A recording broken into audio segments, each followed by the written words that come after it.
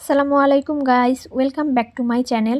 শুরু হয়ে গেছে ৩০তম আন্তর্জাতিক বাণিজ্য মেলা ২০২৬। এক জায়গায় ৩২৪টি দেশি বিদেশি স্টল নিয়ে এই মেলাটি শুরু হয়েছে। ঢাকা আন্তর্জাতিক বাণিজ্য মেলা ২০২৬ কোথায় হচ্ছে? অনেকের মনে একটা স্মৃতি কাজ করে যে মেলা মানেই আগারগাঁও, কিন্তু দিন বদলেছে আর মেলার পরিবেশও বেড়েছে। গত কয়েক বছরের মতো এবারও বাণিজ্য মেলা ২০২৬ কোথায় হচ্ছে তা নিয়ে অনেকের মনে প্রশ্ন থাকতে পারে। এবারও মেলা অনুষ্ঠিত হবে পূর্বাচলে অবস্থিত বাংলাদেশ চীন মৈত্রী প্রদর্শনী কেন্দ্রে। রাজধানীর পূর্বাচল বাংলাদেশ চীন মৈত্রী প্রদর্শনী কেন্দ্রে শুরু হয়েছে ৩০তম ঢাকা আন্তর্জাতিক বাণিজ্য মেলা।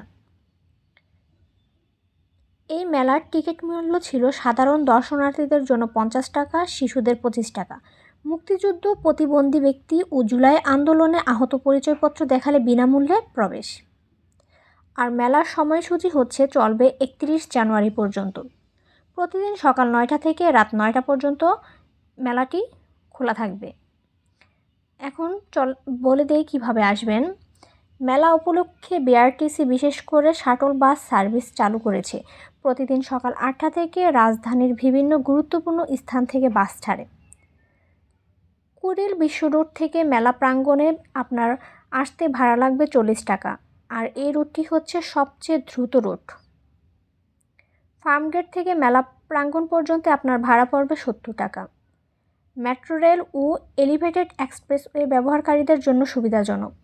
প্রতিদিন সকাল ৮টা থেকে মেলা শেষ হওয়া পর্যন্ত বাস চলাচল করে। মেলা প্রাঙ্গণ থেকে ফেরার শেষ বাস সাধারণত রাত ১১টায়। ব্যক্তিগত গাড়ি বা সিএনজি ৩০০ ফিট পূর্বাচল এক্সপ্রেস হয়ে সরাসরি মেলা প্রাঙ্গণে যাওয়া যায়। পার্কিং সুবিধা রয়েছে। ঢাকা আন্তর্জাতিক বাণিজ্য মেলা ২০২৬-এর মূল আকর্ষণ। এবারের মেলায় কী কী চমক থাকছে? আরে ভাই, মেলা মানেই তো চমক। দেশি বিদেশি বিভিন্ন পণ্যের সমারোহ তো থাকছেই। ঢাকা আন্তর্জাতিক বাণিজ্য মেলা ২০২৬-এ বিশেষ আকর্ষণ হিসেবে থাকছে আধুনিক প্রযুক্তির গ্যাজেট, হোম অ্যাপ্লায়েন্স এবং ফ্যাশন আইটেম। পাটজাত পণ্য, চামড়াজাত দ্রব্য, রেডিমেড গার্মেন্টস এবং হস্তশিল্পের বিশাল কালেকশন রয়েছে। যারা ঘর সাজাতে পছন্দ করেন তাদের জন্য ফার্নিচার ও হোম ডেকোরের প্যাভিলিয়নগুলো সব হবে স্বপ্নের মতো। এছাড়াও ইলেকট্রনিক্স পণ্যে থাকবে বিশাল ছাড় রয়েছে, যা মেলা ছাড়া অন্য সময় ছাড় পাওয়া বেশ কঠিন। আন্তর্জাতিক অংশগ্রহণ ও প্যাভিলিয়ন নামেই যখন আন্তর্জাতিক, তখন বিদেশি স্টল তো থাকবেই। প্রতিবারের মতো এবারও ভারত, পাকিস্তান, চীন, তুরস্ক, ইরান, থাইল্যান্ড সহ বিভিন্ন দেশ তাদের পণ্য নিয়ে হাজির হয়েছে। ঢাকা আন্তর্জাতিক বাণিজ্য মেলা ২০২৬-এ বিদেশি প্যাভিলিয়নগুলোর প্রতি দর্শনার্থীদের আগ্রহ তুঙ্গে।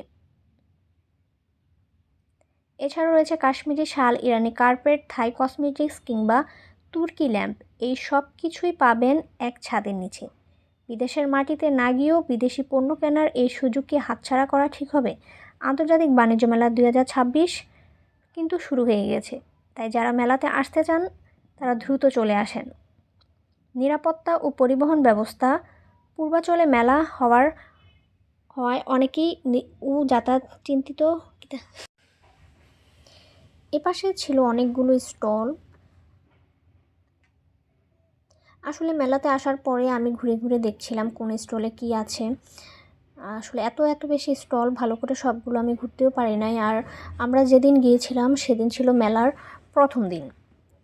আমরা খুব লেট করে গিয়েছিলাম, প্রায় ৮টার উপরে বাজে। তো আমরা প্রথম থেকে ভাবছিলাম হয়তো আমরা টিকিট পাবো না, কিন্তু আসলে প্রথম দিন যেহেতু ছিল তার জন্য ওরা মেলার সময়সূচি একটু বাড়িয়ে দিয়েছিল, তার জন্য আমরা ঢুকতে পেরেছিলাম। এপাশেও ছিল অনেকগুলো স্টল, একটার পর একটা স্টল দেখছিলাম। আর যেহেতু অনেক বেশি রাত হয়ে গিয়েছিল তাই শরীর খুব ক্লান্ত লাগছিল, মানে খুব দেখতে ইচ্ছে করতেছিল, কিন্তু আবার কি করব বুঝতেছিলাম না। যেহেতু প্রথম দিন ছিল, কিছু স্টল ছিল এখনও ভালোভাবে রেডি হয় নাই, সেটার কাজ চলতেছিল। আর এখানে মেলাতে ঢোকার পর আমার সবথেকে বেশি যে জিনিসটা ভালো লেগেছিল সেটা ওদের ওয়াশরুম ব্যবস্থা। ওদের পর্যাপ্ত পরিমাণ ওয়াশরুম ব্যবস্থা ছিল এবং মেল ফিমেল দুটোই আলাদা আলাদা ছিল আর অনেক বেশি ক্লিন ছিল।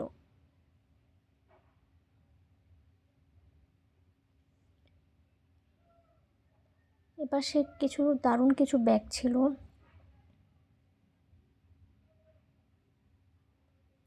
আসলে এই জিনিসগুলো এত বেশি সুন্দর ছিল, কিন্তু খুবই দাম ছিল, অনেক বেশি দাম ছিল এগুলো, কিন্তু জিনিসগুলো এত বেশি সুন্দর ছিল।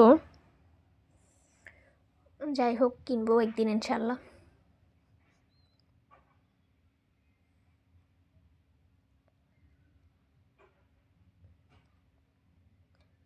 আসলে ভাইয়াটার সাথে আমরা কথা বলে জানতে চাচ্ছিলাম কিছু, মানে কোন কম দামে কিছু নেওয়া যায় কিনা, কিন্তু দুর্ভাগ্যবশত এখানে কম দামে কিছুই পেলাম না।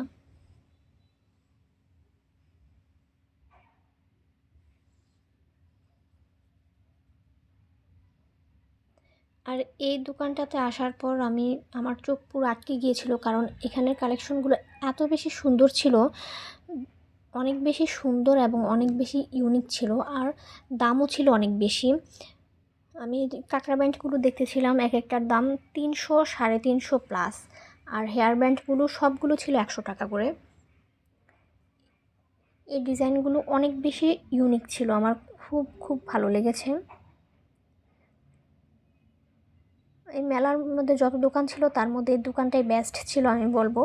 আর এখানের কিছু জিনিস আমার কাছে খুব একটু দাম মনে হয়েছিল, যেগুলো আমি বাহিরে একটু কম দামে কিনেছিলাম, এখানে সেটা ডাবল দাম চাচ্ছিল।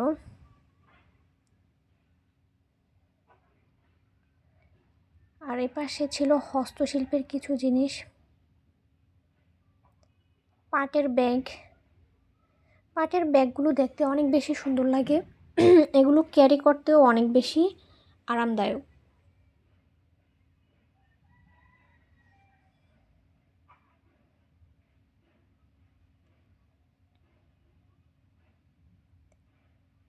এই ব্যাগগুলো অনেক বেশি সুন্দর ছিল।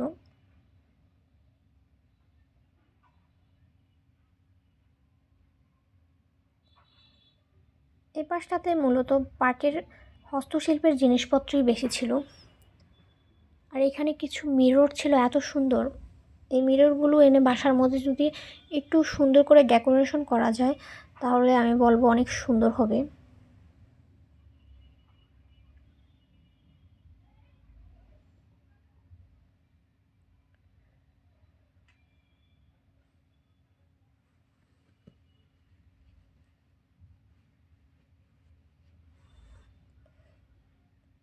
সব সময়ের মতো এবারও বিশাল নামি দামি ব্র্যান্ডের কার্পেট ছিল। আসলে এগুলো সব সময় দেখাই হয়, কিনা হয় না। হয়তো অনেকে কিনে থাকেন, তবে আমরা দেখি।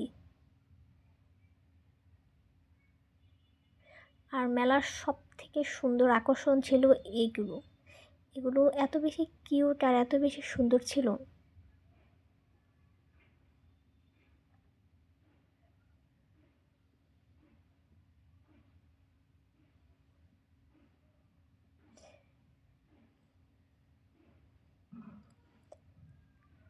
ঘুরে ঘুরে দেখছিলাম, ভালো লাগতেছিল।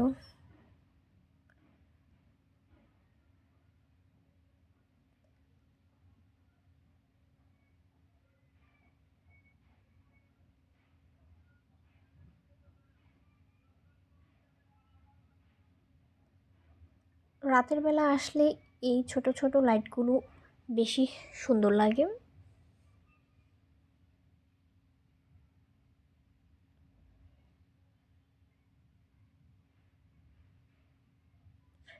এই পাশে বাচ্চাদের জন্য অনেকগুলো রাইড ছিল, আর এ পাশে ছিল খাবার দাবারের ব্যবস্থা।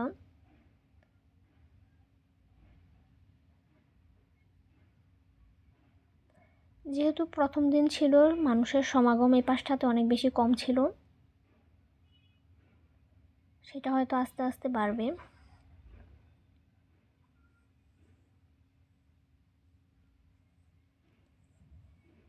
তারপরে চলে আসলাম এখানে রুটি মেকার দেখার জন্য। এখানে কথা বলার পর জানতে পারলাম যেটা 2500 টাকা থেকে ওদের স্টার্ট, এবং 5,500 পর্যন্ত ওদের লাস্ট। তো কিছুক্ষণ দাঁড়িয়ে থেকে দেখলাম, এখান থেকে একটা রুটি মেকার নিতে চেয়েছিলাম, কিন্তু আমার এক রিলেটিভস বললো উনি নাকি আমাকে গিফট করবে বানিয়ে। আসলে এই রুটি মেকারগুলো প্রত্যেকের বাসায় একটা করে থাকা উচিত আমার যা মনে হয়, কারণ তাহলে রুটি বানানোর কাজটা অনেক বেশি সহজ হয়ে যায়। তো সবাই ভালো থাকবেন। আল্লাহ হাফেজ।